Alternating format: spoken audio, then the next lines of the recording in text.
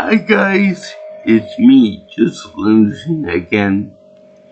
And before I start this video that I will be dedicating to the month of Halloween in October in 2025, I have to tell you about a little song that I remember from my dream I had a few days ago. And here it goes. 1, 2, phrase come for you. 3, 4, better lock the door. 5, 6, grab a crucifix. 7, 8, better stay awake. 9, 10, never sleep again. Yeah, I just saw the movie A Nightmare on Elm Street Part 3, The Dream Warriors. Or it should be The Dream Warriors. It's just plain Dream Warriors, which I feel like it should be the name of the song by anybody. Could also be the song Dream On by Aerosmith, but anyway, I digress. This movie is amazing. It's like they took the concept of Freddy Krueger invading dreams and make all kind of weird things happen to the nth degree. Because in this one it was really good. It was so imaginative, so creepy and disgusting and gory and all that. It was just so great. Especially because it was happening to a bunch of kids, pre-teenage kids. So that's why it was really something special.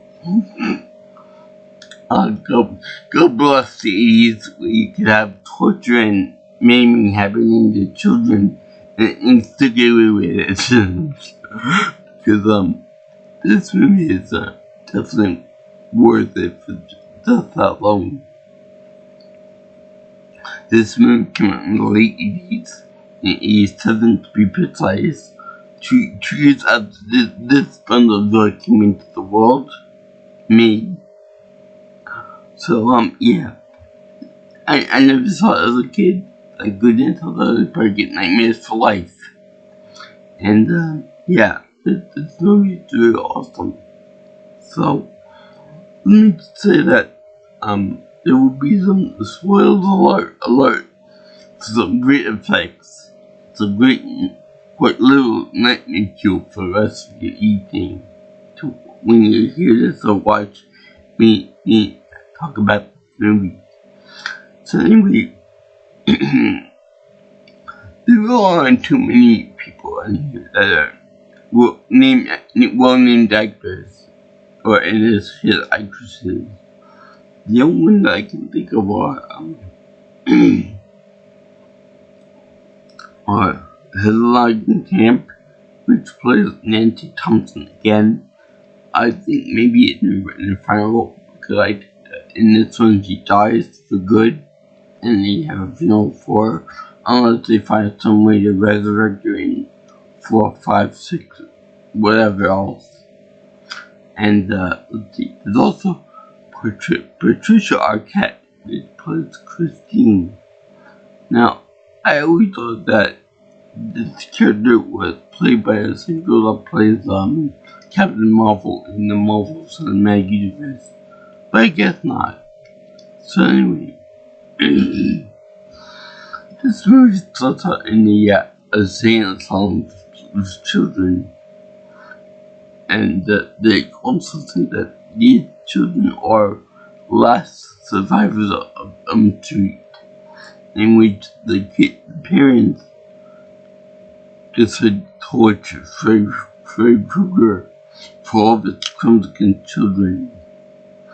Now, this movie has Freddy Krueger as a murderer of kids, which in itself is a horrible crime.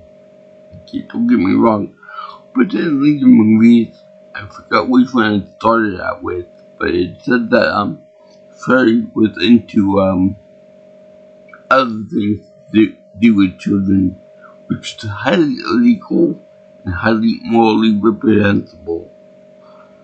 So, the added twist will criminal against humanity too. Now, this movie depicts him as a murderer, but there is one scene in particular in the beginning of the movie where it kind of hints toward that, toward the sexual thing, and this is actually real creative and really good scene for imagination and nightmare fuel. Because in the beginning, they have Christine going through, running around as she does in dreams, and she she ends up being tripped up by Freddy, and Freddy ends up coming up from under the ground as a big snake or a big worm type thing, and then trying to consume her. And from there, it's like a stop motion effect in which the entire worm body tries to consume her body from the feet upwards, and it stops at her waist area. So this is a really good effect.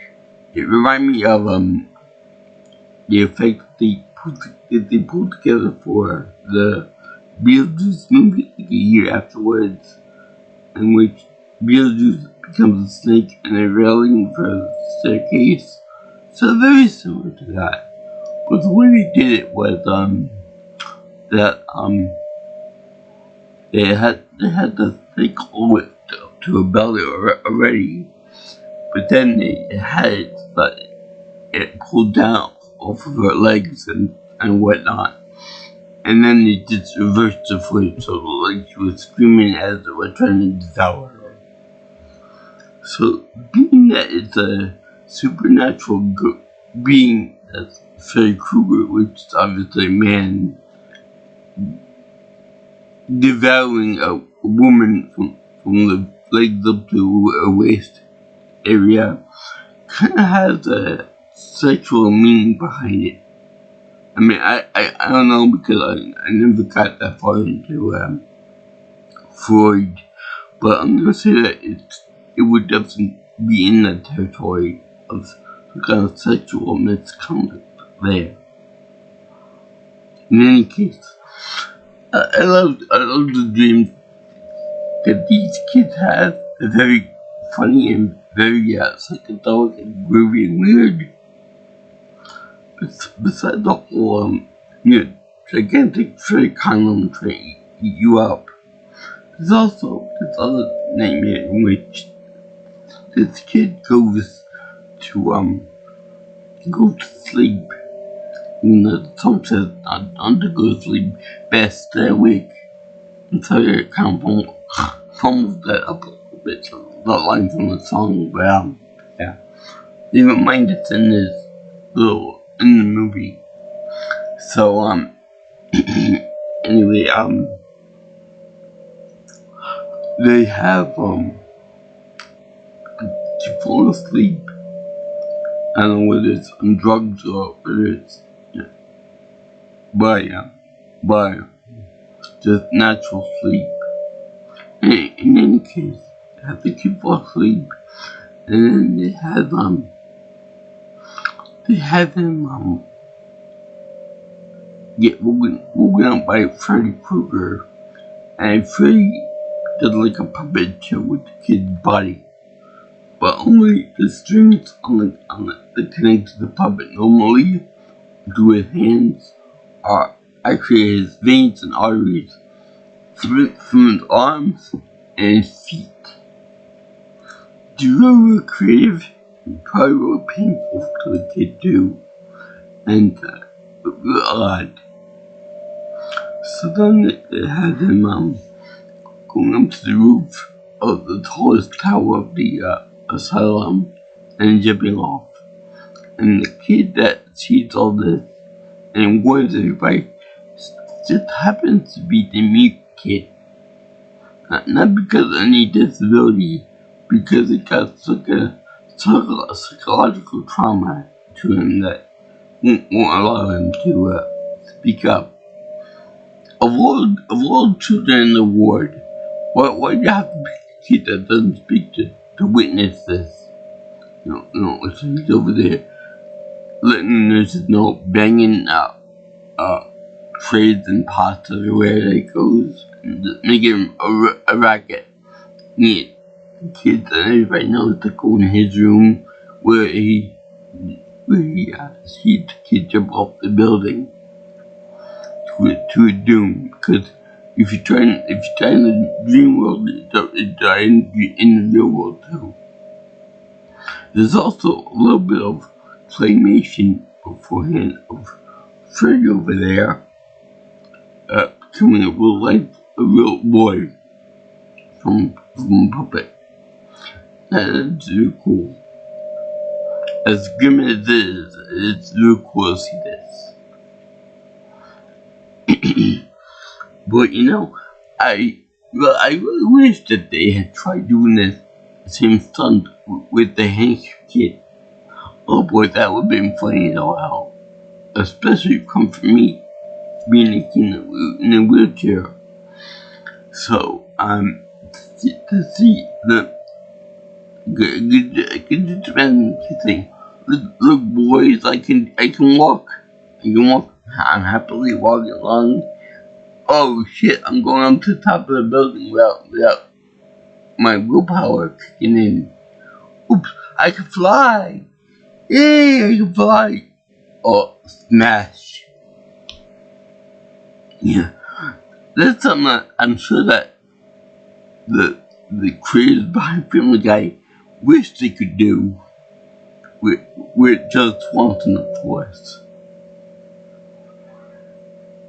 And it was funny that my friend Sean used to present me the Joe Swanson of his friend group. So thanks a lot. I appreciate that. But the funny bit with Joe too, another guy named Joe, who happened to be the mute of the group. So anyway, they have Nancy Thompson come back from the first two movies, and she's, believe it or not, a psychologist, a little junior psychologist, I should say, trying to help out the kid from the ward against Mr. Krueger.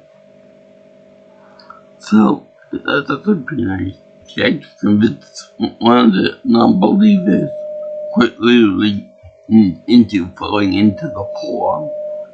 The guy's a supernatural force, and then they want to kill people, especially children. So that's good.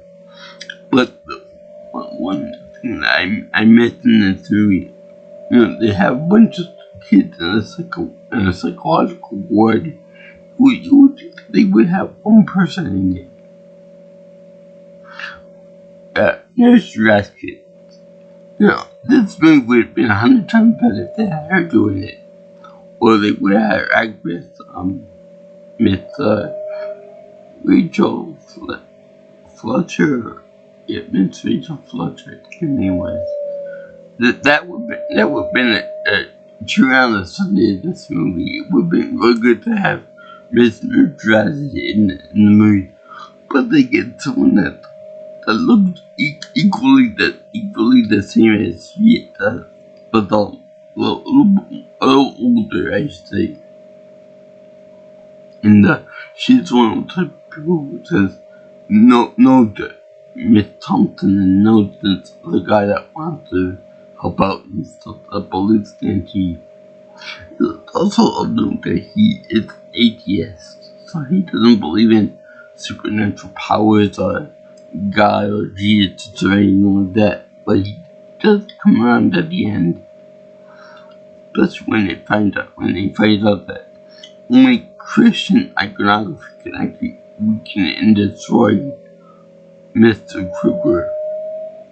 So no Star of David, no symbol of Muhammad, no Buddha statue, just good old-fashioned crucifixes, and the Holy One can defeat the monster, which is kind of similar to vampires and other creatures of the night, which is kind of weird to draw the comparison, but whatever. So, anyway, it's also another Ninja, which for the longest time I thought was another manifestation of Freddy Krueger, that we're just doing it just then go to get this guy goat, in front of him and rise up to him and it's like your mama is cooking hell and something along those lines. But it turns out that she's a genuinely good spirit. And it turns out to be the spirit of Freddy's mother, who is locked in the asylum, for 2 days, where she was raped hundreds of times and had a bastard child by women. This is real odd to me because, the subject of rape in a movie like this is really serious and should not be passed around lightly. But to say that a woman was raped hundreds of times over the course of 3 or 4 days, kind of hard to believe on that account. Now, if they said that she was there for like a month or two, then I would believe it a little better. But to say it over less than a week, I don't buy that. But also, they also say that they also bring up the question of whether a person who commits horrible deeds is actually forgiven by the fact they had a rough childhood or a rough birth or something like that. The real life example would be like Fred Phelps. Fred Phelps is a very horrible human being, a very miserable son of a bitch who started the whole protesting during military funerals and all kinds of other horrible things to get attention for the church, the Westboro Baptist Church. And when he died, everyone kind of splintered and separated on their own hatefulness and bitterness and stuff. But it was revealed that his childhood was really rough and tough and all that. So I don't think that he should be forgiven because the person in question had a rough kidhood or anything like that.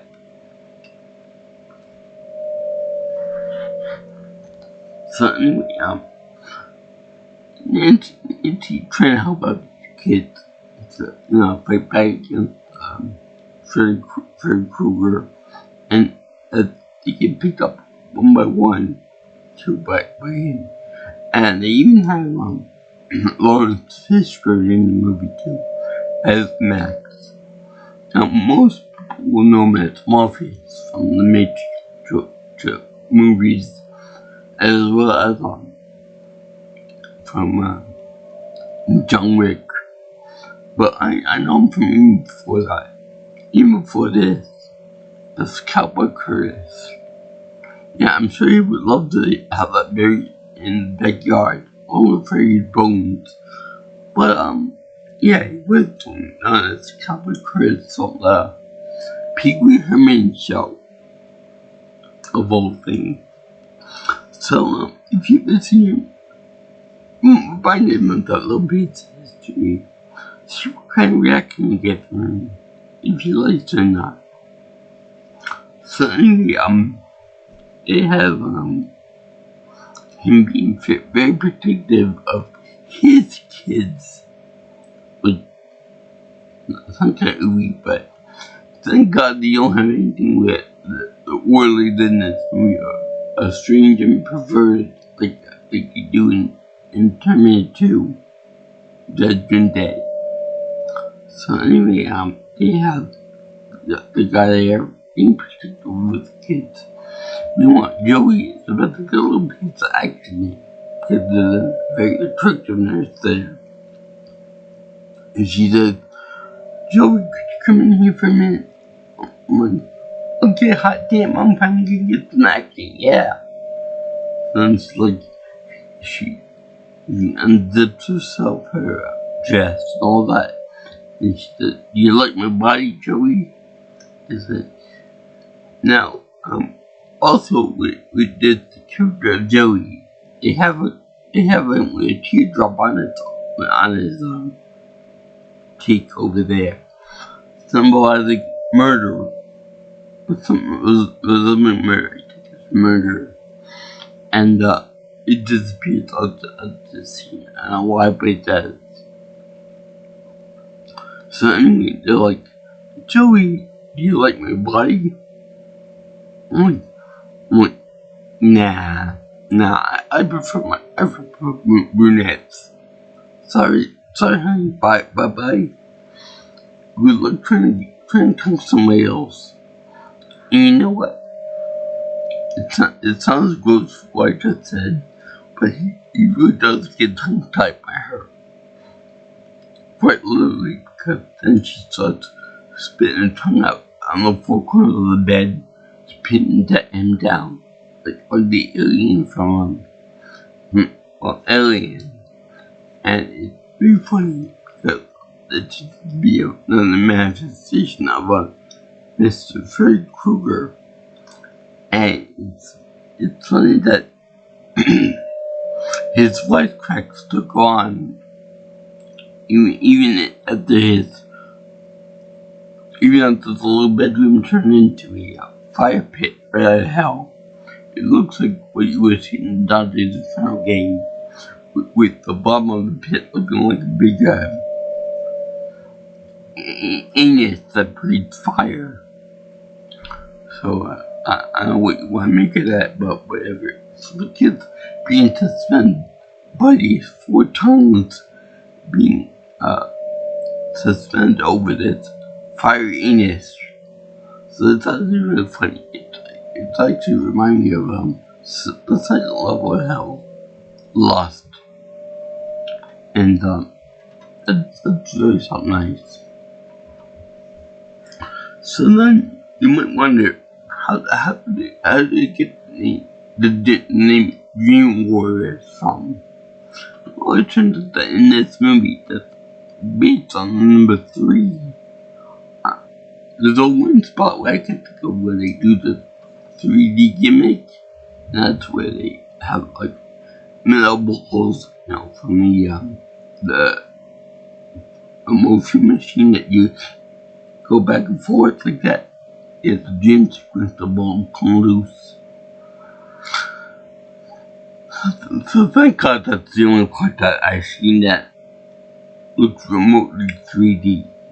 Everything else is pretty much the same. And he also has one part where this girl gets her face slammed into the TV set. It's off the ground, so there's no way that you could do that by suicide. So anyway, the Dream Warriors, they come in the film when the girls go to sleep to try to take their power to defeat Freddy once for all again. They end up going to a dream world where they have like superpowers.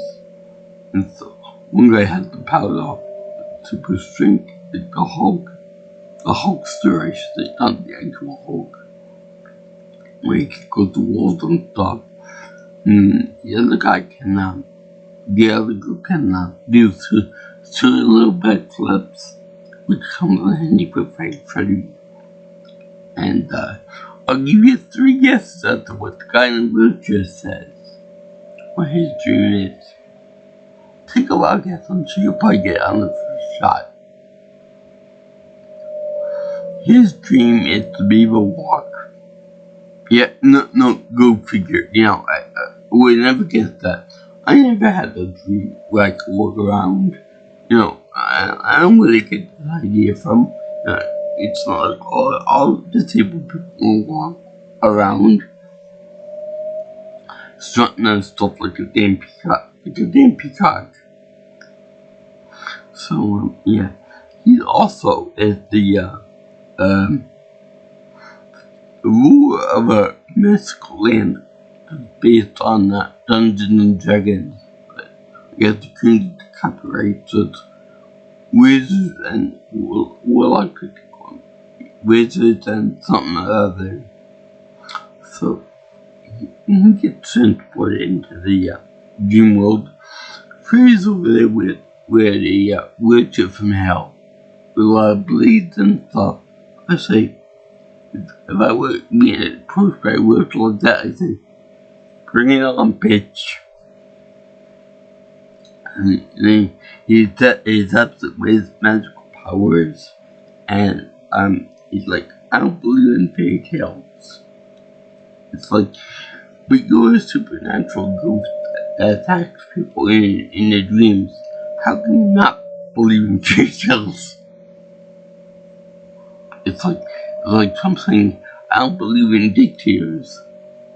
And well, we all see got into the country.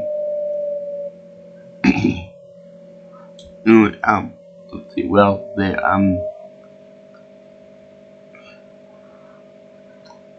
have the son. When the group actually do fight for free, they do, the Christian kicks his butt by using Dex Flip and stuff. Very agile. And then they free Joe, who's about to be put into the ants of hell. And then they have Flo, the strong man, punching and kicking at Freddy Krueger. It's actually pretty effective at it too. You know, of all the people, I say he's the best one of all as far as standing a chance against Freddy. Now, it's also to note that the atheist guy from before helps track down Nancy's father, and he said that Freddy was never burnt. He was actually buried into a car. It was actually put his bones into a car trunk at the junkyard. So they go there together. They go to bury what remains of Freddy. Now before he gets a crucifix, like the song goes, and he gets the holy water from India too. And he even reimbursed the priest with his driver's license. And that's funny. Yeah. But that's being an atheist, I would imagine that those objects don't really have any power, but used by him. I would think that you would have to be a true believer, or at least a believer, to have any effect on someone, because you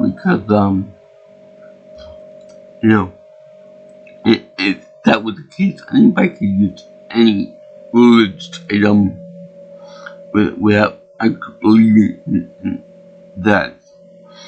Unless it could be like a religious version of picking up a shotgun, that anyone can use a shotgun to blast away the enemy. So it's kind of bullshit. So they did that, and then when they find the bones in the trunk of the car, two guys have to fight with Freddy's skeleton, well, he's attacking the kids in the dream world, and it's if I ain't no better, I'd say that Harry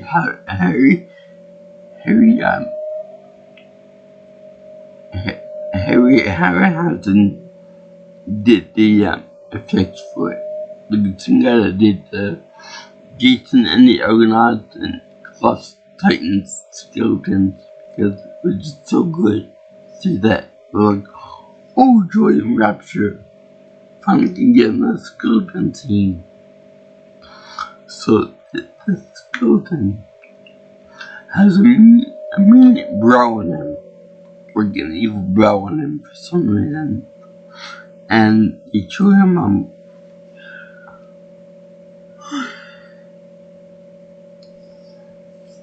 really fighting these two guys. And for some reason he had a superior strength to the two gentlemen. Even the pile bones. Which I have no idea how it works out, but you got 0% body fat, but all the strength in the world to be up two grown men. So they do that. And let's see here,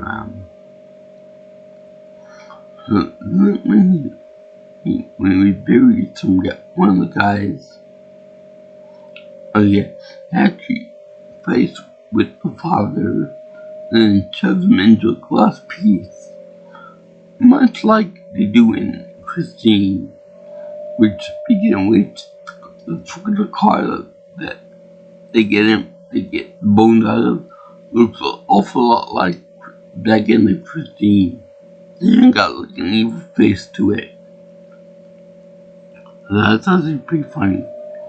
So they kill Arnie in the movie, and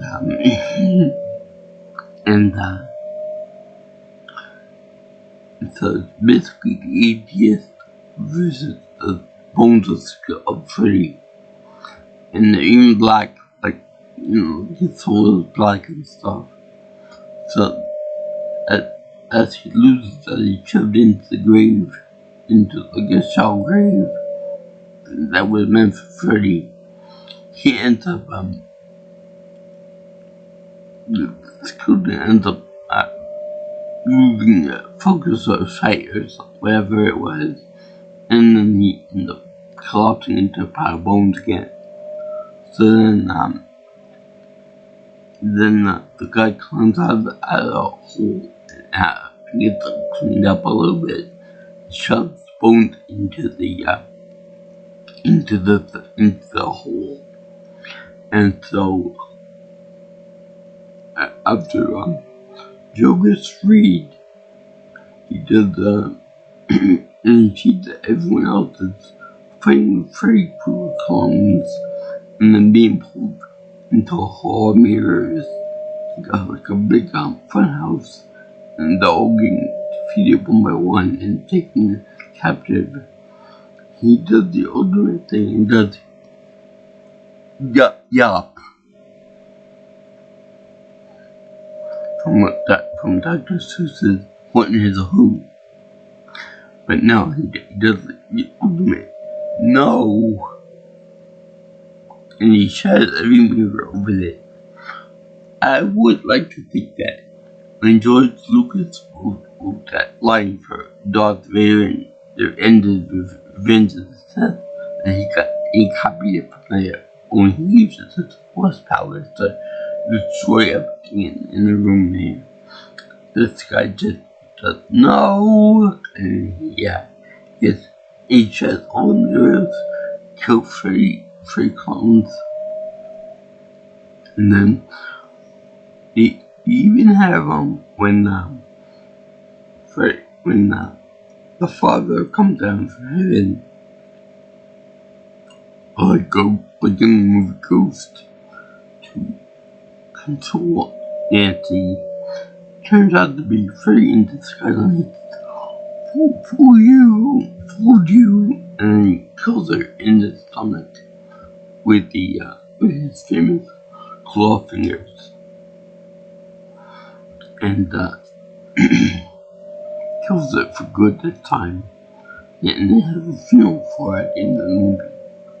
and even have the spirit uh, of Amanda Kruger played poor mother, and it's really good. It's really kind of touching actually that they have her spirit move on from over troubled past. So anyway, they also I'll tell you, oh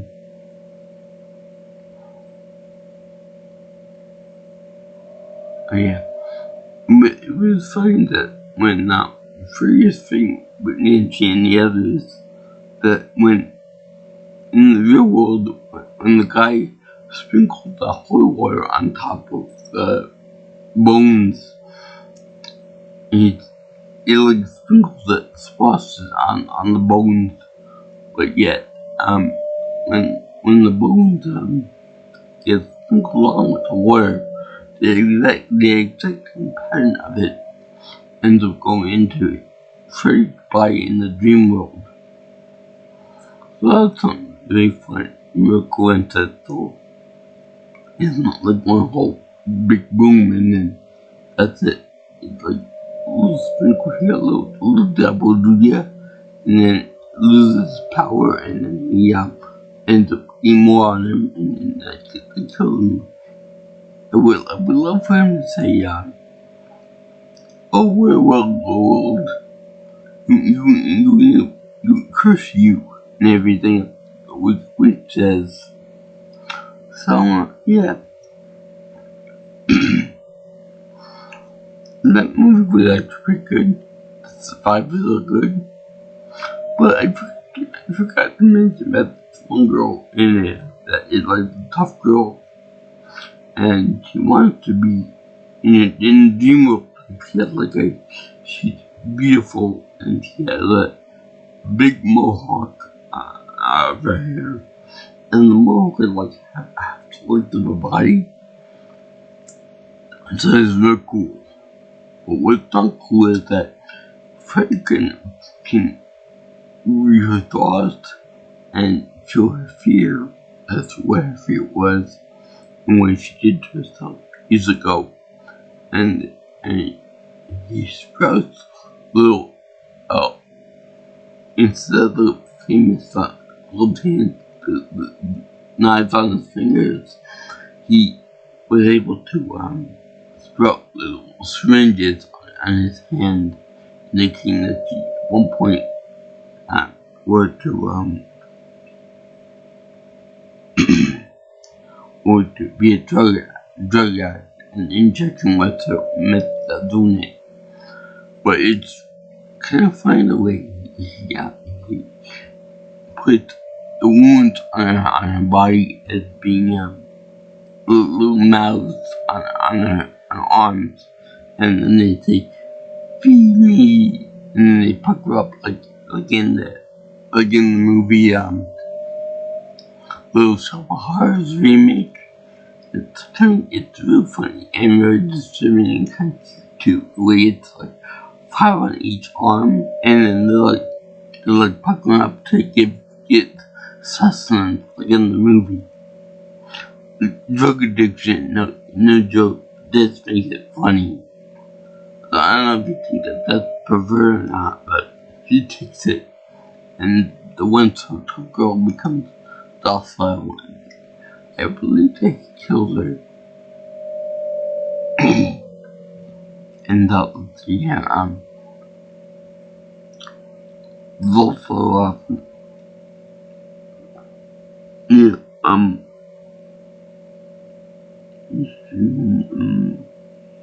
oh yeah, it's also the part where the girl Christy, at the first part of the movie, she dreams that she's walking around in Nancy's old house, which is unexplained, but then it could be explained that it's the fear of Freddy Krueger. They're all lost children of the people that killed him at first. Or killed him. And let's see here. It's also a dream about her committing suicide on herself. So yeah, this movie is not meant for kids at but I like all the interesting ways that he can get them in the dream sequences. I thank you for watching my little review discussion on that movie. I think my Elm Street 3 Dream Warriors. Because I like the idea about them fighting back everything to make the power empowering kids, so it's a good thing. Especially in the wheelchair. The wizard, the head wizard of the bunch, the grand wizard, if you will. And it's funny saying, whenever he said that, I don't believe in power in magical fairy tales. And it's very funny that it's a higher level than that Freddy Krueger has more of a higher power than say wizards and warlocks. And it's just imaginative in everything that happened. And was to try to see that Freddy did kill some kids, some Nexus kids. And yeah, it was a really fun movie. And I did this for my month of Halloween in October 2025. So, as you can imagine, I guess it's my happy face filled to most. Because it's a wonderful movie. Great effects. Great deaths. Great psychological problems. And it also helped the guy find his way to religion. E for that, E for Christianity on that one. So, yeah. Also, I wonder if any other religious artifacts would help out. Besides the crucifix, holy water, and quite possibly the Bible. Like the way in the second movie, Freddy was defeated by the power of love. In this one, he was defeated by the power of God. More specifically, the Christian God. And a little bit of hope and prayer. So, yeah, and it's a movie. If you like what you see here, and you want to see more on my channel and stuff, you can always like, comment, share, and subscribe to my channel. You can also contact me for future information on future videos by calling me or texting me at 631-707-3707. And if you like, you can always follow me on Twitter or X if you prefer, post that at PMassonPro. And my email is jj@gmail.com.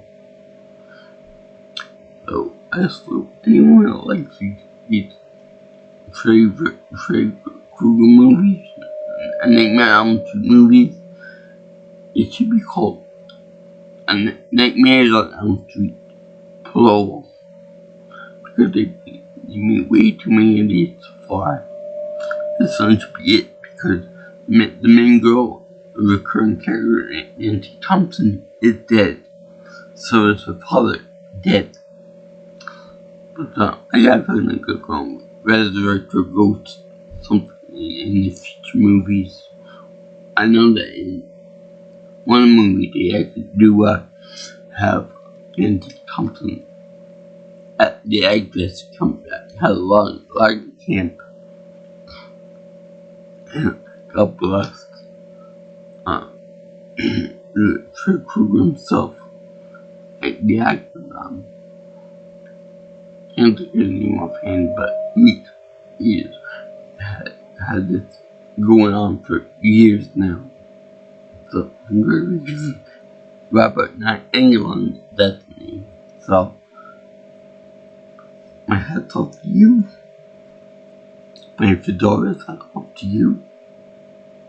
And, I'm Peter, brothers and sisters. I'll see you in the next video. All you girls and guys, gently. Sayonara. Ta-ta.